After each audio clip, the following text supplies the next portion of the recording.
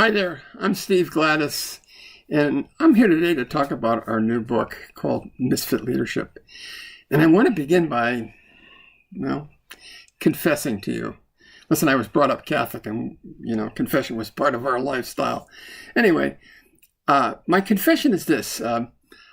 After the Marine Corps, I joined the FBI, and that probably wasn't the best career choice of my life. Not because the FBI isn't a great organization, they have great people, but because I was such a misfit. Federal judges and people like that and prosecutors really like people who can collect evidence and fingerprints and are good with detail and could find stuff. And I was not good at that as a field agent.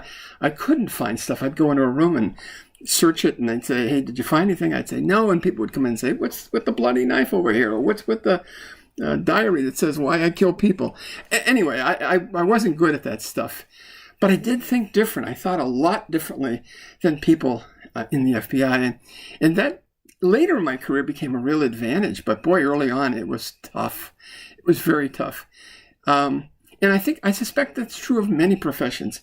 What we have learned in the research is that diversity, real true cognitive diversity, really makes a difference.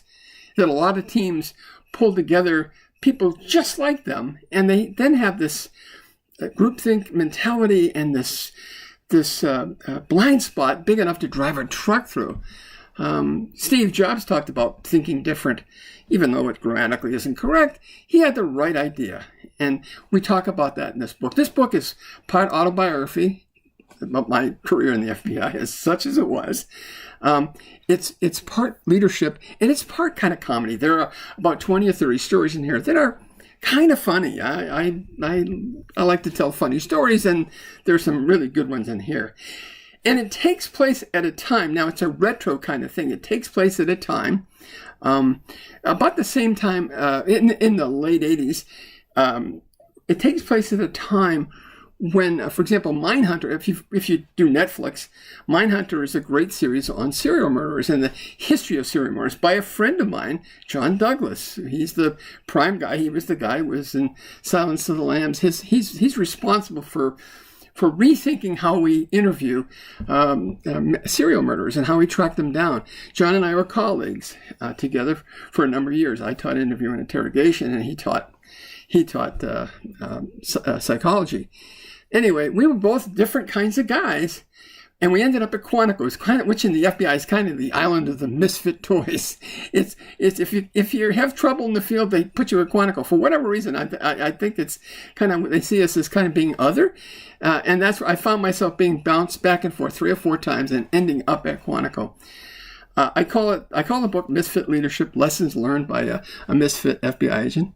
It was a lot of fun to write. I hope it's good for you as well. It makes you think. And so if you're having an offsite at some point and you want a speaker or Zoom, I've done this with companies around the country and really around the world. If you're interested in doing something like that, either in person or Zoom, I'm happy to talk to you about it. But I hope you'll buy the book and take a look at it anyway. Give it a shot. Thanks a lot. This is Steve Gladis. Take good care.